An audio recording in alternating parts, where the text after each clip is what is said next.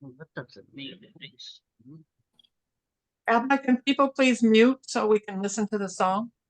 Otherwise, we hear their background noises. Yeah. Yeah. Right. Is that audible? That was just applause. No. No. No,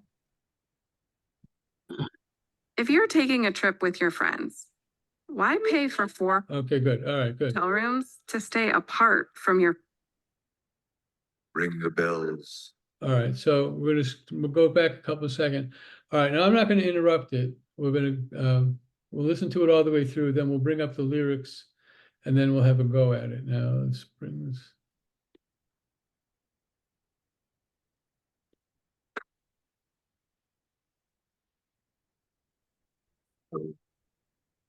Ring the bells that still can ring. Forget your perfect offering. There is a crack in everything. That's how the light gets in.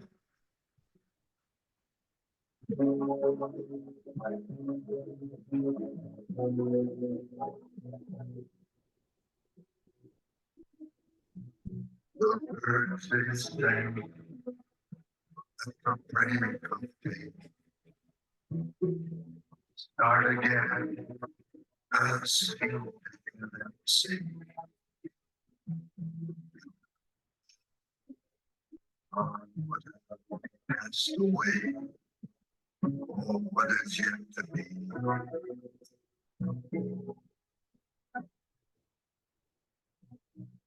Down the war. It will be fun again.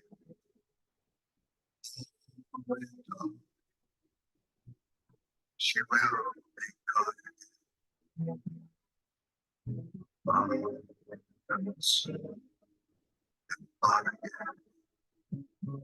Another level 3.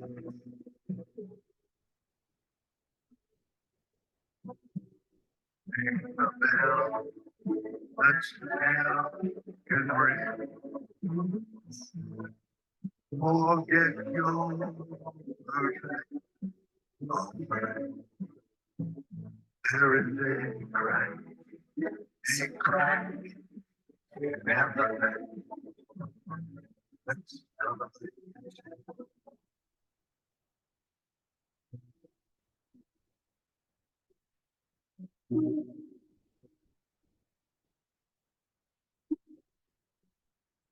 We ask for sign, and sign we sing.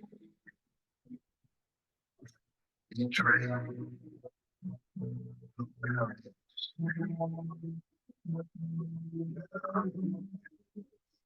Every single government sign rules. I can't run with that honest crowd. While the killers in high places say their prayers out loud. Now they've summoned the way from the ground and never leave.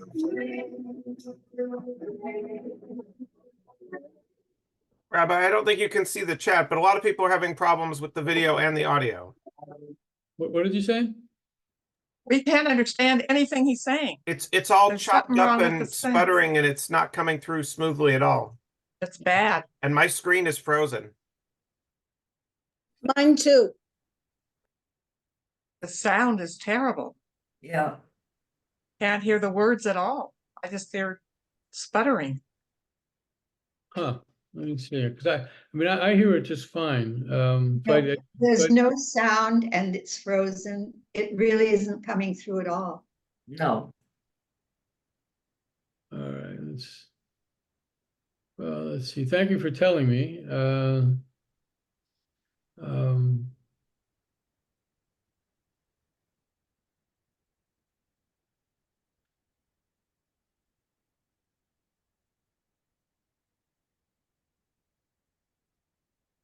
Let me try one more time, and then I'll worry about it.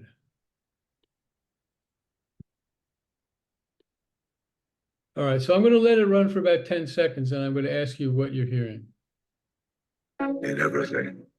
That's how the light gets in. Is that any better? It's still the same? No, it's not. No. Not on mine either. Rabbi, I have it up on another screen. If I play it, will people be able to hear it? Have to make you co-host. I don't mean show it, I just mean the audio.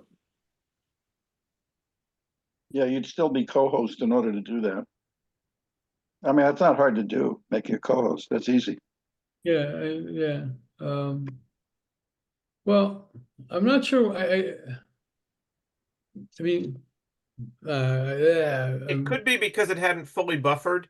I find that on long videos, you have to play it out first and have it on your computer having already played out sometimes. We ran into this a lot when we first went on Zoom for services and videos. It just became we had it occasionally. But it's odd that Rabbi hears it fine. Yeah.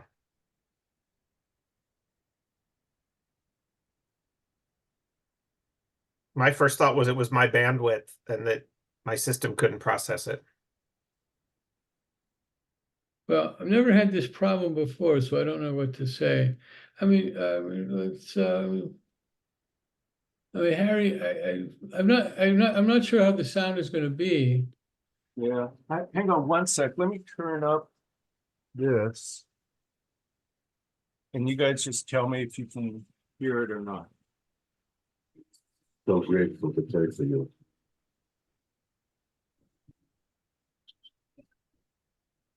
I heard that. I made you co-host. Did that work? Did people hear that at all? No. No. Hmm. Come on.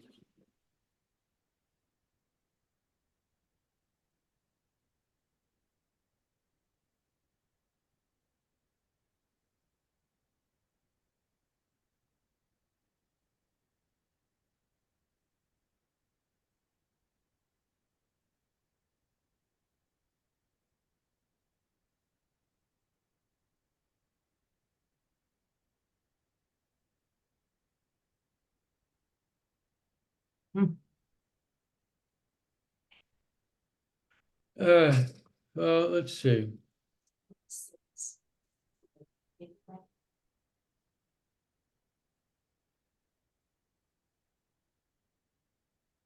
I'm sitting here thinking, I'm also hoping somebody's got a bright idea out there. Let me try. About technology, are you nuts? Let me try a different video to see.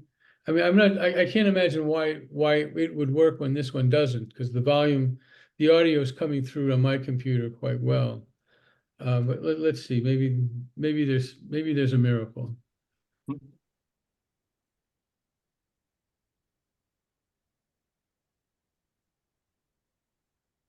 Rabbi, I went online to see if anyone had suggestions, and it said that when sharing to check both share sound and optimize for video clip. Yeah, did that. Been there, done Okay. that. Yeah. Okay. You asked for suggestions. That's all I got. That's fine. I didn't say it was a bad idea. Just said I already tried that. Is that a YouTube video? Yes. Okay.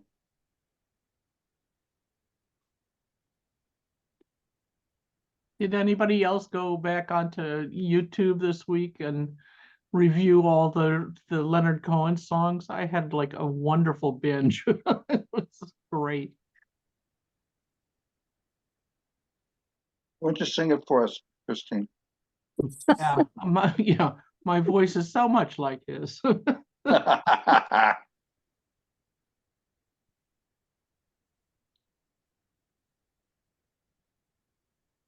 All right. Damn.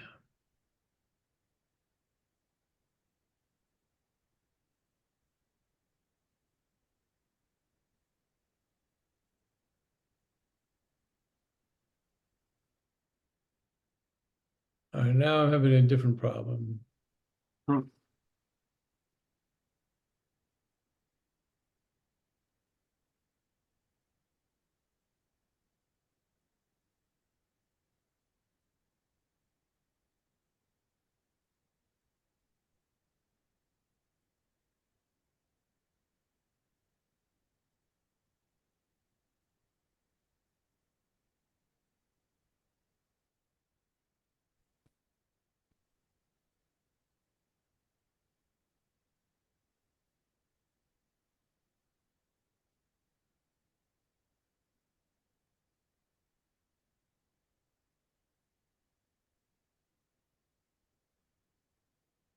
Great.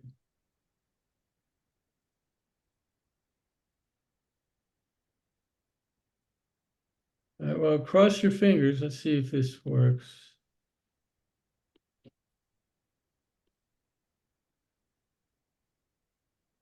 All right, so I'm going to play like before. I'm going to play about 10 seconds. Wait. Sorry. Let me. Someone is just calling about the Zoom link. Right. What about it? Is it broken down? It has not broken down. I have 28 people.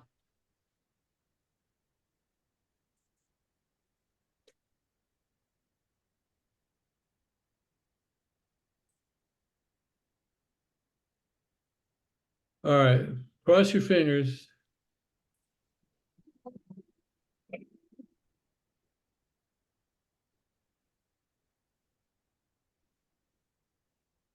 Anything? No. It's frozen still. You didn't hit play yet. Yeah, I did. It didn't Oh, it play didn't look like it any, was playing. It didn't have the sound. 2 lines, yeah. right. No, it was playing on my end. Oh, weird. You might have to just get your guitar out and sing all these for us. Ooh, that would be nice. Maybe it's frozen because I'm up here in Portland and it's pretty cold. That's it. Your fault, Terry. Well, folks, the only thing I can think of is to delay this and make sure that the next time I call this class, which will be in a couple of weeks, that I have the problem solved. I don't know what the problem is. I've done this kind of thing a lot. And maybe you're all just a bunch of fetches. Maybe that's what it has nothing to do with reality. It's your own, but That goes without saying. but Yeah, really? Have we not mouths? The lower tech version I could suggest is someone could just play it on the audio just from a device in their home, and we could put the lyrics up on the screen from one of the many sites that have lyrics. Well, I have the lyrics all ready to go. I mean, I have it here on Apple Music, but you're only going to hear Apple quality phone sound. It's not going to be great, but it's doable. Well, give it a shot. Let's just see what it sounds like. I mean, I would actually, unless it's really good, I would really prefer to delay this and get whatever because the other thing is, Jason, the next 5 or 6 classes I want to teach on this Thursday night slot are all going to involve a lot of videos. So I've got to figure this out, not just for this class tonight, but moving forward. But let's see what you got for us. Now that we have such a wonderful group together, I think we should take a road trip. 26 fetches. I love it. A busload.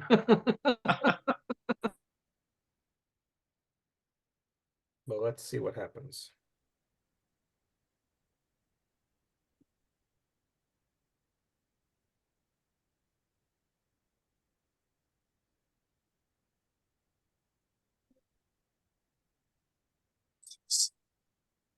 And did someone play the YouTube videos that Christine watched? Because she said she saw all the songs. Well, that's what we've been doing, looking at YouTube videos. YouTube has a lot of his, but it didn't have all the ones that you listed, which I thought was interesting. It does. It does. I've got all of them up.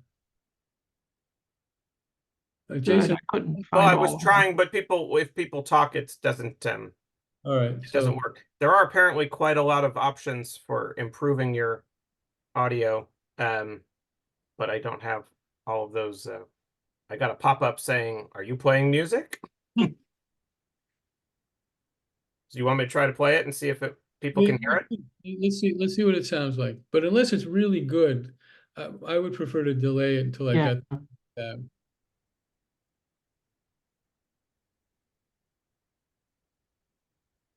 Don't hear anything. I don't either. If the paperclip guy appears on the lower right-hand side, I think we should quit. You're not hearing it at all? No, Oh, That's really strange because you're hearing me as if I'm talking and Yes. then Yeah, can't Well, hear that's what I that. was thinking when you tried. but I they don't, had- I don't know, I don't know that this matters. I made you co-host. Let's see what that does.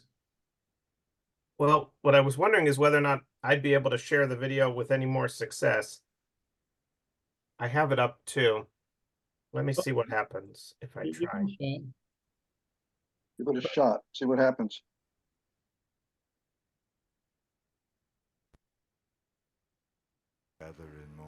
When you have these woke revolutions. All right, bring her down. Okay, so I'm going to bring up the lyrics in a second. I'm interested in, well, like I said, why he titled this anthem. I'm interested in how the tone and the words collaborate to form the meaning that you see in this song. And in particular, the chorus. There's a crack in everything, that's how the light gets in, which I think is just really, I think is just really wonderful. But let's get the lyrics.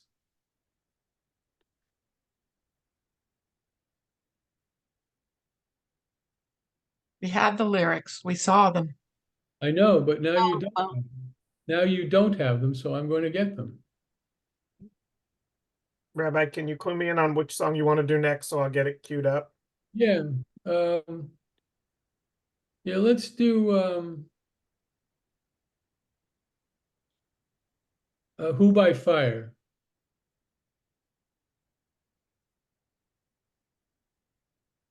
I should get our temple version of it. It's terrific. Yeah, well, we'll do that another time. I mean, I know about it, but I wanted to hear it directly from him. Oh, what just happened here?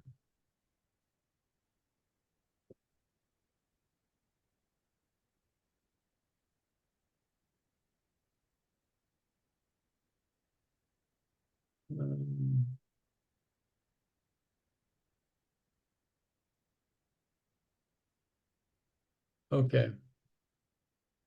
So let's. I'm not going to read it all the way through, but just a little bit of it. The birds they sang at the break of day start again. I heard them say. This highlighting came with the thing. It's not my highlighting. Don't dwell on what has passed away or what is yet to be. The wars, they will be fought again. The holy dove, she will be caught again, bought and sold and bought again. The dove is never free. And here's the chorus. Ring the bells that still can ring. Perfect your perfect offering. There is a crack in everything. That's how the light gets in. Now, I'm going to tell you a couple of things that I see, and then open it up for discussion. I think we have to do it by using the hand raising thing because there's a very nice bunch of you, so I'm going to have to try and keep some degree of order. So the tone, the music, the notes, and the way it's sung, and the backup, it's all rather beautiful. It is, that's obvious, but there's a kind of a calming note to it, isn't there? I mean, it's a very it's a slow, calm song that doesn't that's not out to upset you.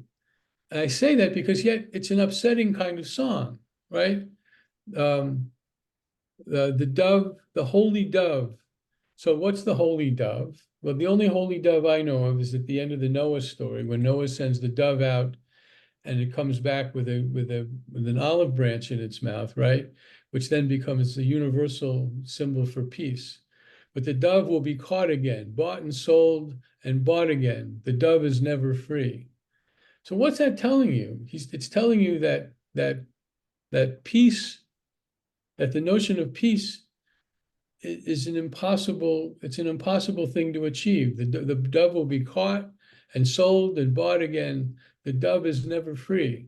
And then the chorus, ring the bells that still can ring, right? Ring the bells that still can ring. The bells are also signs of peace. They're signs of celebration. And somehow in this vision, only some bells can be rung. But let's ring those bells anyway. Forget your perfect offering.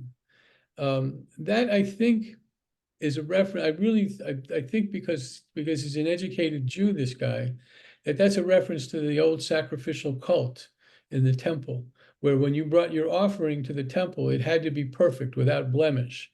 Forget that, because there's a crack in everything. All what is cracked. We all say this about ourselves as people, right? Rabbis stand up on the high holidays and say, year after year, we're all imperfect. We all have faults, and yet there's a crack in everything. That's how the light gets in. The message of this song ultimately is, we live in a highly imperfect world. We live in a world where peace seems to be an impossibility. The symbols of peace and celebration, doves and bells. The dove is never free. It's always caught and oppressed. And the bells, some of them can ring. There's a crack in everything. Everything in all of this imperfect, in all of reality, in all of the world, in all of the things in the world, there is a crack in everything. And yet, that's how the light gets in. That through the holes, the gaps, the lacunae in all of us are what allow for us to see, to bring light into the world. That however difficult peace is, however difficult freedom is, however difficult all those things that we value are to achieve, to acquire, it's in the very impossibility of those things that light comes into the world and enables us to continue to hope, continue to try to build peace, to continue to liberate all the bells, and yet it's in an imperfect world in which these things happen. Let's look at a couple more of the lyrics. We asked for signs, the signs were sent. The birth betrayed, the marriage spent. Yeah, the widowhood of every government. Signs for all to see. I can't run no more. This verse I really like. I can't run no more with this lawless crowd, while the killers in high places say their prayers out loud. But they've summoned up a thundercloud. They're going to hear from me. So that is also a bit of a discouraged poet's voice, right? The killers are in high places. They say their prayers out loud, but in their activity, their vile activity, they've summoned up a thundercloud. There's a storm on the horizon. And those people in government, they're going to hear from me, the poet, Leonard Cohen. They're going to hear from me. You can add up the parts, you won't have the sum. You can strike up the march, there is no drum. Every heart to love will come, but like a refugee. Let's look at that. Look at that last verse for a second. You can add up the parts, you won't have the sum. You can strike up the march, but there is no drum. Every heart to love will come, but like a refugee. So just look at those last three lines. Every heart to love will come, but it's going to come like a refugee. And what's the image of a refugee? That's somebody in need. That's somebody who's run away from someplace dangerous. It's somebody who's run away from where they're not wanted anymore, where they don't want to be anymore. So the idea is that love is going to come like a refugee. Maybe you can help me unpack that a little bit more. But then ring the bells that still can ring, forget your perfect offering. There's a crack in everything, but that's how the light gets in. There's a crack in everything, but that's how the light gets in. And that's what I got to say. Anybody want to add anything to that? I just love that chorus. So Christine and then Harvey and Jane. It reminds me of the Japanese pottery technique of kintsugi, where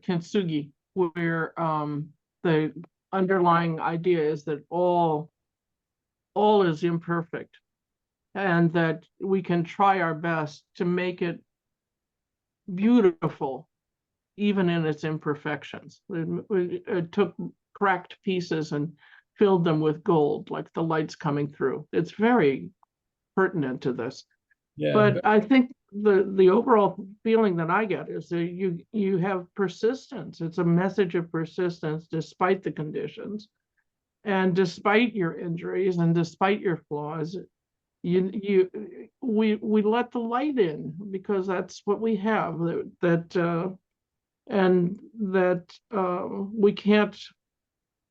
We can't live without offering what we have in our hearts and what we have in the core of our being. Plato's in the Republic, which of course was about ruling through lies, and how to be in charge of people through the sacred lie. And it reminds me of somebody I know right now. And Plato said the first thing would be to kill the poets. And this song really resonates with that for me. That this is, the idea that you build a world with your own suffering. Not that suffering is great, but that we have injuries, all of us, but that we have to be able to let the light shine through us and to us in this state that we're in. And good. The whole idea that the state goes along with widowhood is just such an emblem of what happens in war with the collateral damage and all the rest of it. That's a very powerful image. Good. Harvey? I like that Kintsugi idea. First thought I had was the Kabbalistic notion of the light, the broken pottery and the light coming out. And this is bringing the light back in. Yeah. And then I was thinking, it's also like the ringing the bell is like you're going after something you love, something you want, even though you might not attain it, or you might have been hurt. So you should still go after it, even though you might fail, because there's, otherwise you have nothing. I mean, you're better off trying than not trying. And the line that he talked about, those in high places praying, reminds me of our government right now. No kidding. We spend a lot of time praying about stuff and not doing anything positive for the life of everyone. He's got a song elsewhere where the chorus line has it, democracy is coming to the USA. Now, by the way, the reference that Harvey made was to Isaac Luria's creation idea, where in the beginning, the world was filled with vessels filled with light. But because of the sin of Adam and Eve, the power of that sin spread throughout the world, shattered the vessels, and scattered the light in those vessels throughout the world. And our job is to find the shards of those pots and put them back together again and put the light back in them. That's the real meaning, by the way, of Tikkun Olam. That's where Tikkun Olam comes from, repairing the world. Jane and then Jason. Well, I don't know when he wrote this, but if this song isn't the exemplification of 2024 in the United States, I really don't know what is. But I found this to be a very sad, very depressing song. I'm almost on the verge of tears. because basically what I think he is saying is, yes, cracks of light come in, which you are all celebrating, but I see them as just slimmers of light against this vast darkness. The political part of the poem about, the initial beginning, so full of hope, and that by the time you get to the maturity of the state, which I'm taking as the US, uh, that is all gone. All those ideals, all those visions, all those hopes, they're only gone. And what you have is just cracks of light. It reminds me so much of the Holocaust. I mean, the word Holocaust is just slamming in my brain right now. And the line that really got me was the one about the bells that can still ring, which means all the others have been silenced. And I read this as a very authoritarian, dictatorial, fascist, to use a real buzzword. I don't see this song at all as hopeful. I don't see it as positive. I don't see it as optimistic that things will get better. I see it as we are in this desperate state, and this is just the way it is. And that if you ever thought that anything you could do would alleviate it, you're an idiot. That's what that line about the sacrifices is about to me. That these sacrifices are supposed to be perfect, and they've done absolutely nothing. So you can look at it as the sacrifice of the sacrifice of young men and young women on the battlefield. What has this accomplished? He's saying we're in the same situation over and over and over again, and this never changes. And yes, you get cracks of light, and that's what keeps you going. But really, what are they all about? Well, I got a couple responses to that. I'm not going to argue with you. I don't agree with your interpretation, but that's why. No, but great literature is open. I say this at every Torah class. Great literature is open to multiple interpretations. However, it's not cracks of light. You're misremembering the lyric. There is a crack in everything. That's where the light comes in. It comes through. But it's still a crack. No, it's not that I think I'm right about in terms of the word verbiage of the word terms, but I'm not going to argue with you about it. It's not in a big window. It's just not a big window, but it's not cracks of light. It's lights through the cracks, and that's a different image. That's a very different image. Second, there is that one line, and I'm not going to pull up the lyrics again and cherry pick more lyrics, but there is that like they've summoned up a thundercloud. And I don't remember if I got this exactly right. They're going to hear from me, and that's a challenge. That's a line of challenge.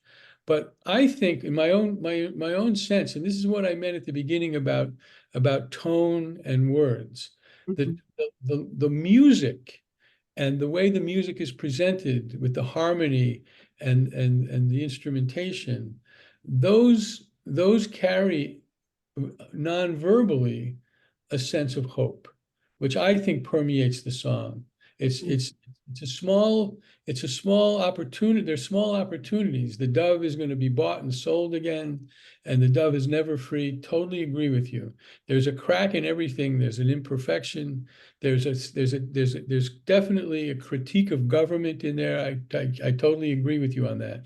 But I think the image of the light coming through the cracks and the music itself carries a sense of hope that And by the way, just for your, he died in 2016. Uh-huh. He could not have had 2024 in mind unless he was a real No, Greek. but I mean, it's very applicable. You Yes. asked a question, and I think we should go back to it, Rabbi, which is, why did he call this anthem? Well, that's my last question. Let's let Jason. It's my understanding that anthem is a homage to the past. It's a homage to the fallen. It's a prayer for the fallen. That's how I interpret anthem. I'm sure there are many other interpretations. I mean, like the Star Spangled Banner is an anthem, and it's a very positive, assertive anthem. But when I see the word anthem, I think of a prayer for the fallen, hymn for the fallen. Okay. All right. Okay, I Jason, see this in a very negative way, very different than you guys, but I've said my piece. and that's totally fine. You're still welcome on Saturday mornings. Of course I am. Jason and then Ruth. Well, a couple of thoughts to piggyback on Jane, because when I think of an anthem, I do tend to think like ours, at least I know he was Canadian born, but lived enough in America. Ours feels very militaristic, and it's about triumph after war and or in battle. And Exactly. I think he's speaking here to the pointlessness of war. And when he mentions the dove, I think about what was accomplished with the flood. Here we are, we wiped out everybody, and where do we return to? Still a world of imperfection where there's only this sliver of hope. And even when he mentions the thundercloud, it's like, to me, it's maybe an image of maybe it's time to rain down and wipe this all out with a flood again. But then again, what's that going to accomplish? We're still people, and we're still gonna make all these mistakes.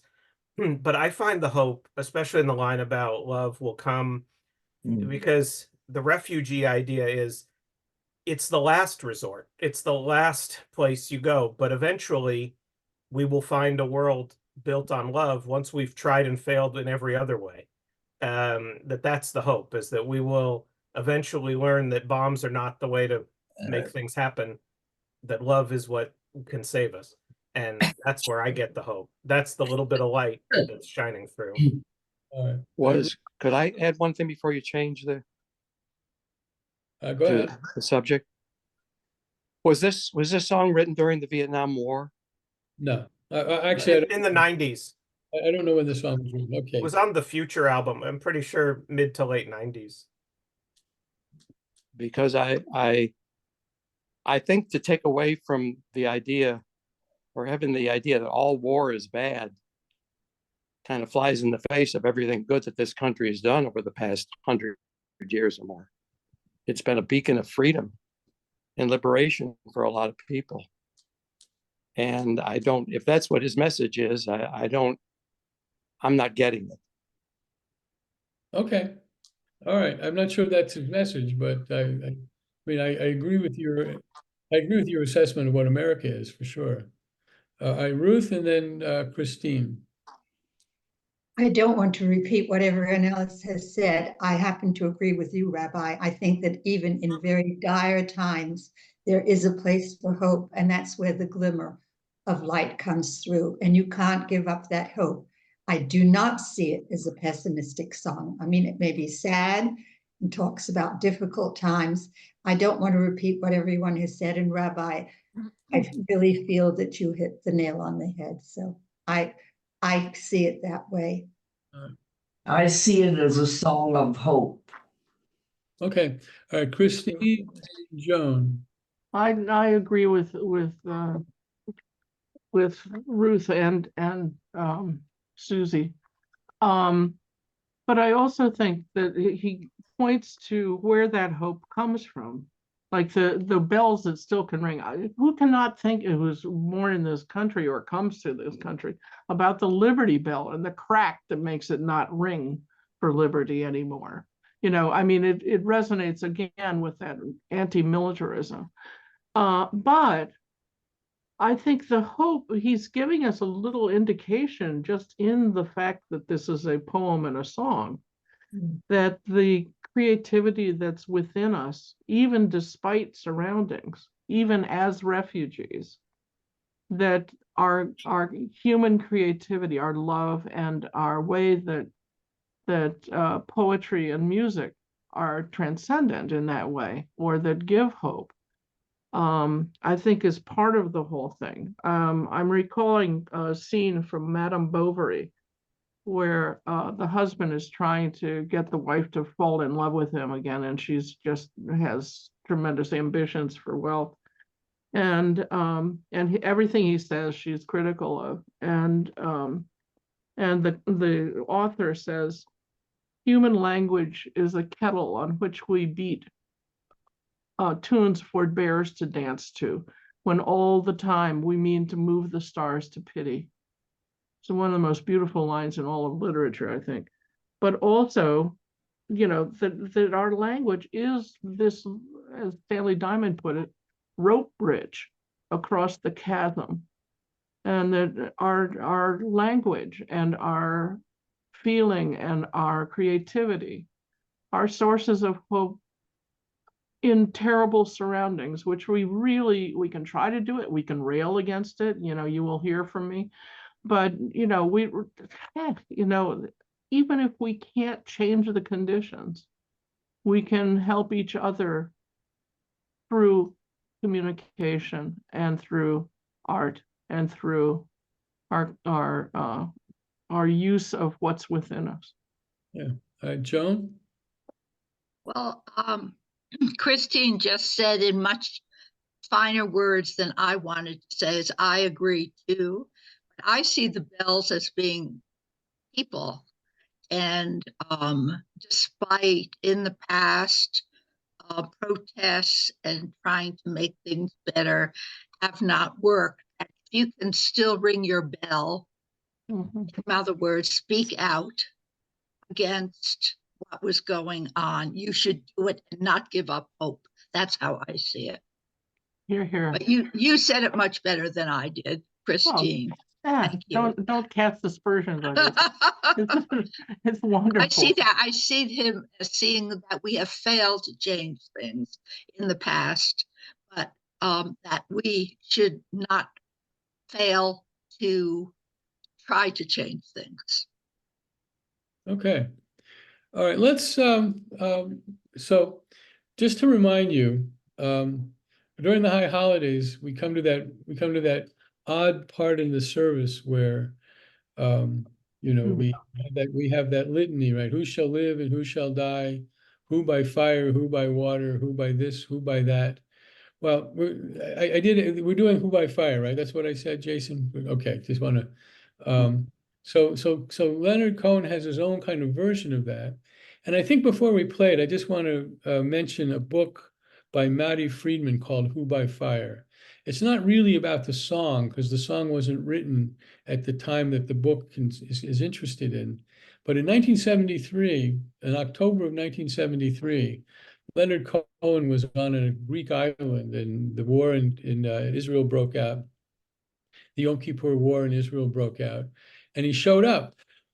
And he showed up at a cafe in Tel Aviv, where happened to be sitting a few tables over several of Israel's major pop stars at the time. And they recognized him, or somehow they got together, they started conversing. And I think there were three of them, and plus Leonard Cohen made four. And they went on they went on a tour entertaining the troops into the Sinai. And out of that story, Matty Friedman found some archival material and wrote a really interesting book. It's an account of that period, including some archival material that where Leonard Cohen reflected on that time. Now, Joan, you're done, right? You still have a hand up, but you said what you wanted to say. You're muted. Is you done? Raise your hand if you're. Okay.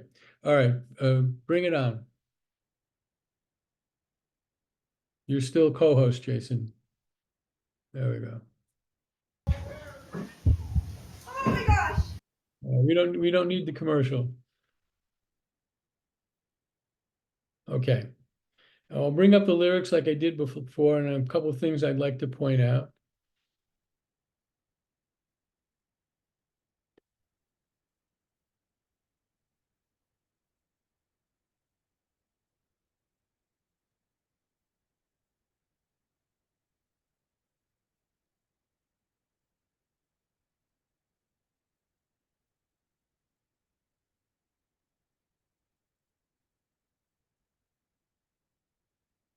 All right. So remember how it ends on the high holidays, right? Who by fire, who by water, who by this, who by that. But what does it say at the end? Tzedakah uvracha. I forget the Hebrew off the top of my head, but prayer, charity, and a third thing I'm not remembering will reverse ma'arivin et ro'ah hagazera, will reverse the power of the judgment. Okay. And here I want you to help me understand what Leonard Cohen's version of that ending is. But the whole song, of course, in reference to the high holiday thing, is who's going to die? Who in the next year is going to die? So he begins with the original line, who by fire, who by water, then a whole series of other ways of dying that are not in the traditional prayer. Who by high ordeal, who by common trial. I'm going to read the whole first lyric because I want to really focus on the last line, which is the last line of every stanza. Who by fire, who by water, who in the sunshine, who in the nighttime, who by high ordeal, who by common trial, who in your merry, merry month of May, who by very slow decay, and who shall I say is calling. Now, if you can think of the melody in your head, there's a kind of an even inappropriate gaiety to most of every verse. You know, it's kind of hand clapping. You want to tap your toe, and then the music slows down, and then he says, "Who shall I say is calling?" There's a darkness to the very last line in each stanza. And let's look at some of these other causes of death. Who by avalanche? Who by powder? Well, that's a reference to drugs, of course. Who for his greed? Who for his hunger? Who by brave ascent?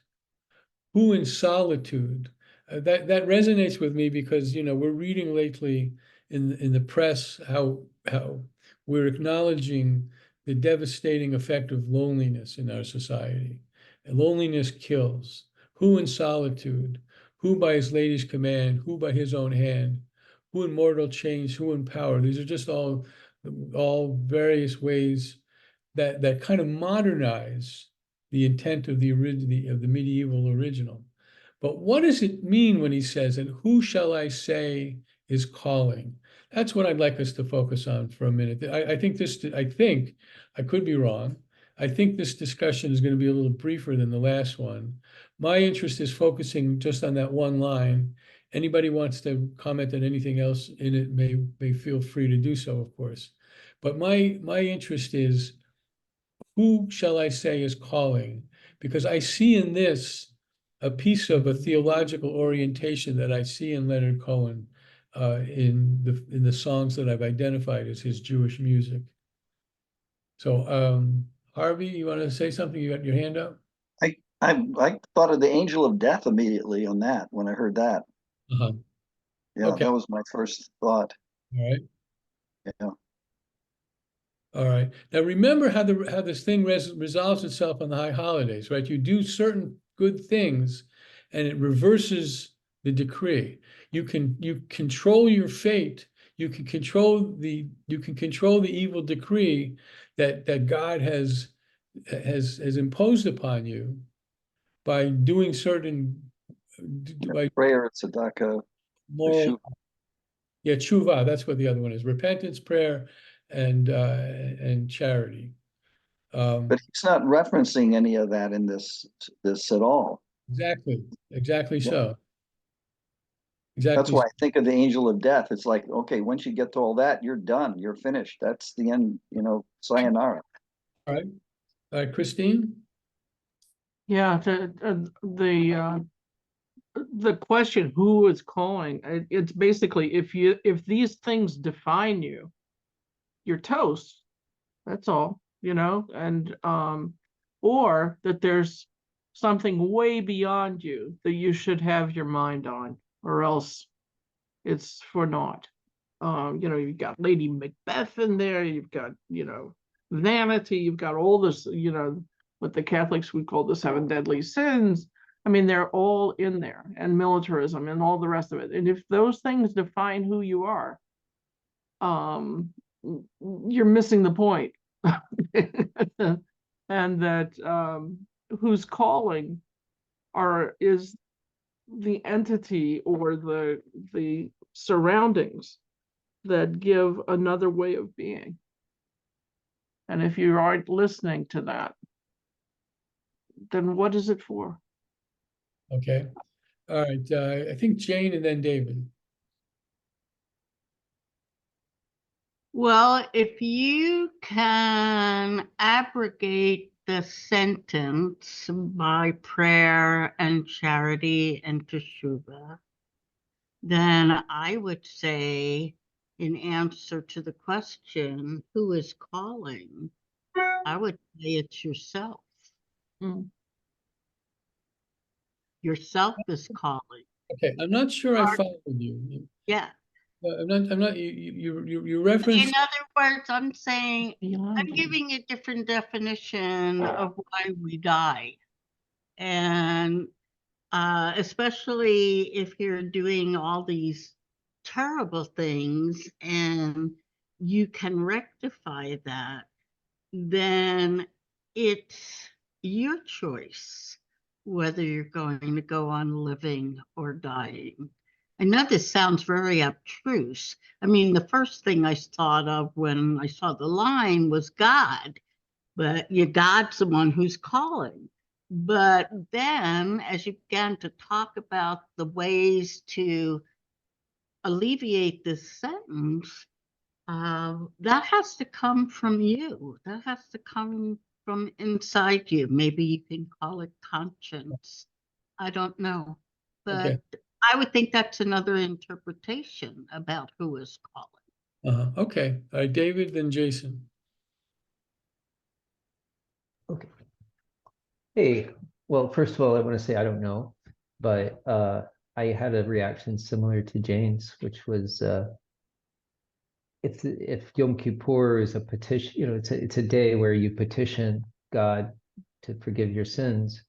And one question is, we might all ask ourselves, is how do I present myself to God in asking this question? How do I describe myself? And how do I look at which is not just a sales job, but even it's a time to consider yourself. So maybe it's a question which is, how do I present myself in this question of who I want to be in the next year and how I want to change things for the better. Okay. All right. Jason? Well, this probably has more to do with how the Onatana Tokef was sort of one of the things that shoved me away from Judaism for a while because I didn't know how to deal with it. I didn't understand the theology. Nobody offered me anything else. I hear in it it's at this moment of the book this is all being put in the book. And I think he's saying, or I'm hearing him say from my ear, who is it that is putting this message into this book? And what do I think of this idea of God? What do I think of a God who we ascribe these activities to? And is that the God I believe in? And so who shall I say is calling it? Like, to him, maybe it's questioning. Like, I don't know that I'm okay with the God who's made all of these decisions in advance. And I need to wrestle with that. And I need to, I need you to tell me, what are you doing here? Why are you calling? Why are you putting out this message? And what is it that you want your people to do with it? And how are they supposed to understand you?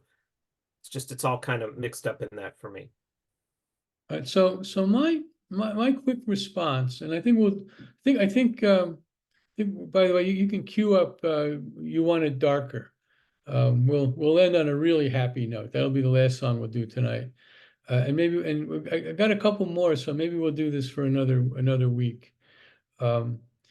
See, this song, I mean, the guy's a definite, the guy's a real Jew. He's what Grammy Hall would call a real Jew.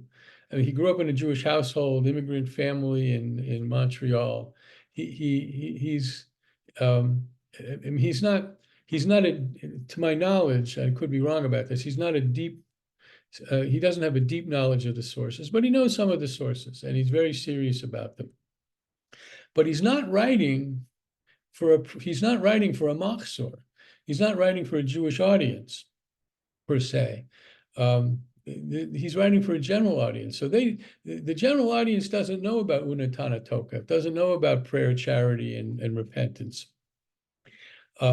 We do, because we go to, we know the high holiday liturgy. So I would gently argue against the idea of conjoining this song with the Unatana Tokef, rather than seeing this song as a kind of an improvisation off of and away from the high holidays. Although I do like what Jane had to say on this matter in particular. See, the who shall I say is calling to me, and this I think is part of what Jason said, is I don't know who's calling. I don't know if there's a Hashem out there who's gonna reverse his decree on me. And I don't know if I'm gonna die by powder or by high ordeal or by my own hand in the next year, if God has anything at all to do with that either. We live in a world sundered from, in my view, and I think modern Jewish theology, which is where I learned it from, agrees with me, and every time we get to the Unatana Tokef on the high holidays, I always stop and I say the same thing. Baruch Hashem, I'm an interim rabbi. I can say the same thing year after year, and nobody will come up to me and say, "Hey, Rabbi, you said the same thing last year." So in the Unatana Tokef itself, I challenge the idea that our fate is in God's hand, and I don't think the idea of this song would have it that our fate is in God's hand, but because He knows where this comes from, when in my interpretation, when He says, "Who may I say is calling?" Well, we don't know if anybody's calling, and maybe we live in a world absent of divinity, and it's all up to us. And maybe nobody is calling. And if somebody with a capital S is calling, maybe it's not the same idea of God that permeates the Unatana Tokef itself. But it's of a piece with other things which we're going to see in this last song that we're going to see tonight. We're going to listen to tonight. This is from his last album. I'm pretty sure every song on this last album he wrote knowing he was dying. He certainly knew he was dying when he wrote this song. This song is called "You Want It Darker," and folks, this is a pretty dark song. But again, with little bits of light in there, but lots of darkness. And you'll see here there's a reference to the Holocaust that is an indisputable reference to the Holocaust. Can we hear from Sandy before you go on? I don't see a hand. Oh, I beg your pardon. I didn't see. Hold on, Sandy. Let me finish, and then you have the floor. I didn't see your hand. Thank you. I would never ignore Sandy. So that was just my not seeing her hand. So I don't want to introduce this song more than I just did. We'll listen to it, and then we'll look at the lyrics, and we'll have a go at it. Sandy, what's on your mind? I just wanted to say that if you look in the chat, Michelle Vellis made a comment that Leonard Cohen interpreted that first song himself. And it was an interesting, not quite what we decided. First of all, I would appreciate, unless you really have stage fright, that if you want to say something, you say it out loud. When I'm teaching a class, I have a hard time following the chat. I don't look in the chat. But when you say Leonard Cohen interpreted it, do we know what his interpretation was, and where is it? You want me to read it to you? Okay, it says, Cohen said about this song, the future is no excuse for an abdication of your own personal responsibilities towards your job and your love. Ring the bells that can still ring. They're few and far between, but you can find them. Yeah, so that's of a piece. That's the anthem one. Yeah, Towards that's, yeah, towards that's what I said. yourself, towards yourself and your job. So that's of a piece with one side of the conversation. I still don't think, I mean, he's not commenting on the light going through the crack, which I think is really, from my view, not Leonard, not Uncle Lenny's view, but and he wrote the song, so okay. But I think the light coming through the cracks to me is the heart of the song. But it fits in with it fits in with what was just quoted. If I can give me about authors and their own work. So when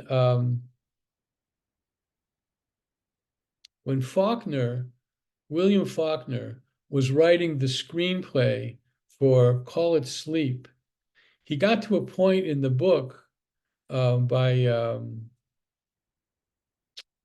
I can't remember by who wrote Call It Sleep? Not Call It Sleep. I'm sorry, The Big Sleep. I beg your pardon, The Big Sleep. There was a point where he couldn't follow the plot, so he contacted the author. Name not coming to my head, but you all know who it is, I hope. And Raymond Chandler. Thank you very much. He contacted Raymond Chandler, and Chandler couldn't answer the question. He said, "Oh well, I don't know," and so Faulkner had to work it out.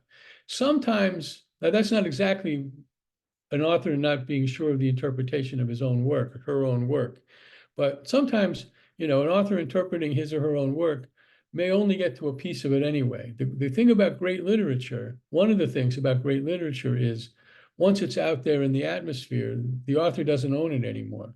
Totally, doesn't own it anymore. But let's bring up You Want It Darker. This is I guess, speaking of anthems, this is his own personal kind of anthem. So, couple of things before I bring up the lyrics. One, I'll ask you when we have the lyrics up to point out the liturgical references, which are pretty clear, but still very interesting nonetheless. And two, the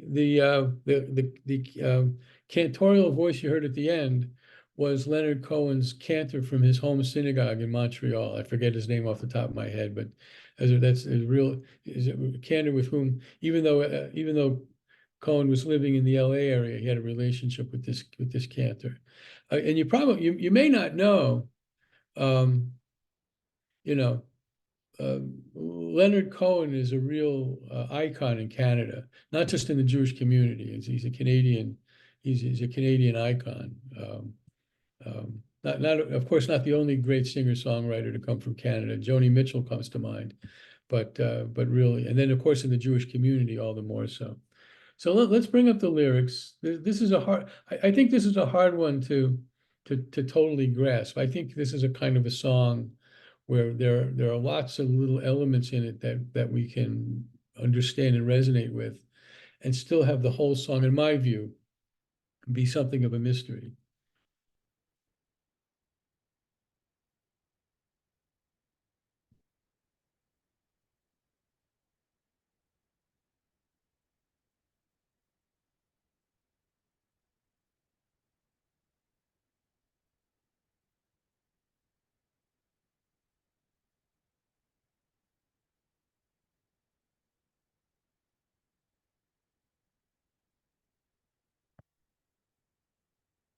So just to point out the liturgical elements and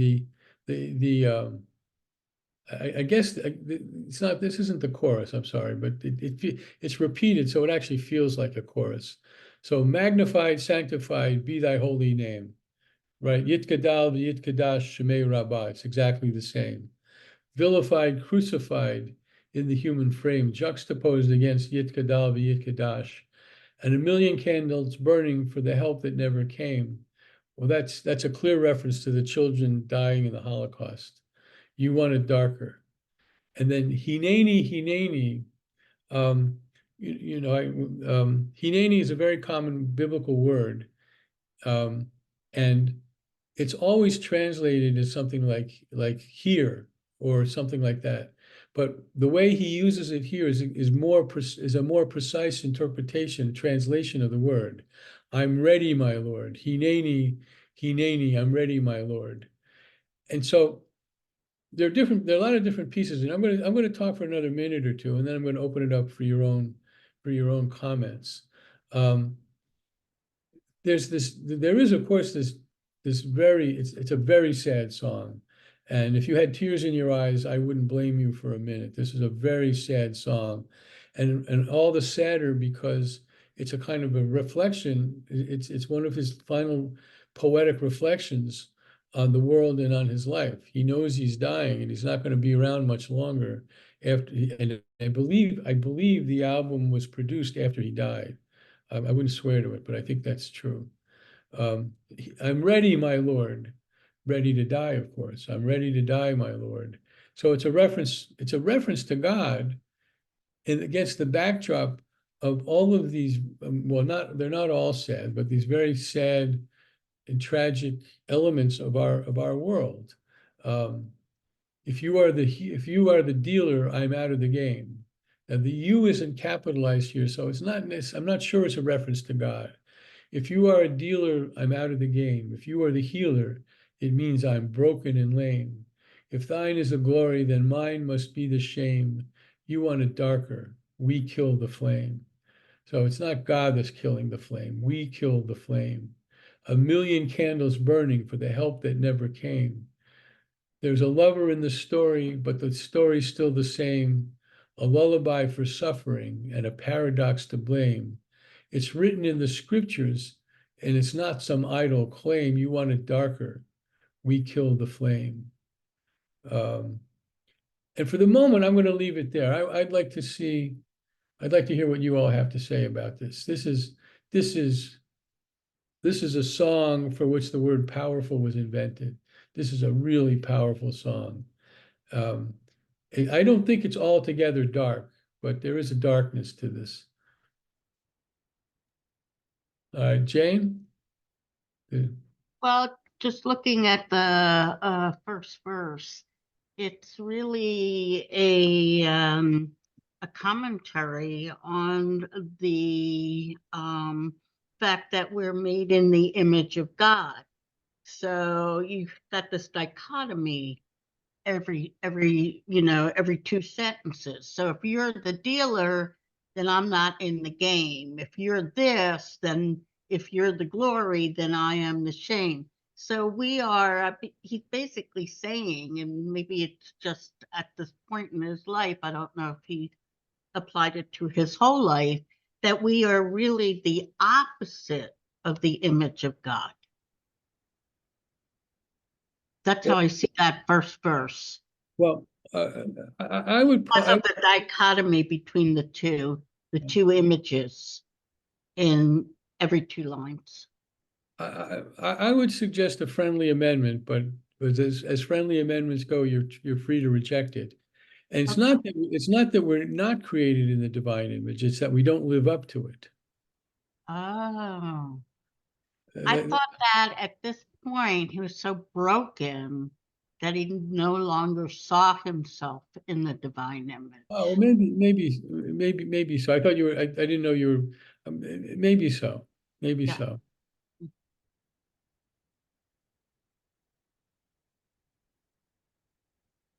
So you know what I want to do. So I realized. So I was going to start this class by saying, why didn't I put Hallelujah in the list? And I didn't put it because I don't think it really has a religious resonance. But we have two songs left on the list that I constructed, and we throw Hallelujah in. I've got enough for another class. And I would like to revisit this song because maybe we're a little tired. The hour is getting a little late. It's 11:30 Eastern time. Not that we're on Eastern time, but but let's pretend it's 11:30 Eastern time.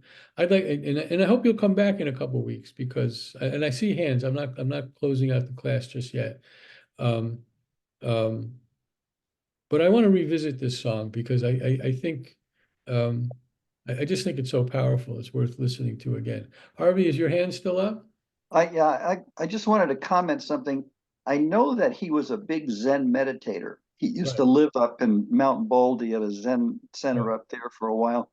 That's right. And when he said he's getting out of the game, that really goes along with his Buddhist background, his Zen background, where they're trying to get out of the world, out of the reincarnation and all that kind of thing. And so that's what I felt when he says that line. And then when he said, then he doesn't want to be. It means if the God is his healer, that means that something's wrong with him. And it's like he doesn't want that to happen. He doesn't want to be healed in this essence. He doesn't want to be, or he doesn't want to be in the situation of having to be healed because it means he's broken and lame. And that's a negative. That's what I got out of that. Okay. All right. So so you're saying if I'm using the right Buddhist image, he's saying he wants to you think he's saying he wants to get off the wheel. He's done. Right, exactly. Yeah, Done. that first line is basically, he's not the deal. If you're the dealer, I'm not part of the game. So that's he's removing himself from the game, and that really goes along more with his Zen background than his Jewish background. All right. All right. So that's entirely possible, and but yet he's also being Jewish renewal in the sense he's bringing Buddhism into his Judaism because there are clear Jewish references. Jubus, yeah, the Jubus. So let's see, Lori, I don't know if I'm saying your name right, but please unmute and share with us. I just wanted to know what Leonard Cohen died of. Cancer. Did he smoke all his life?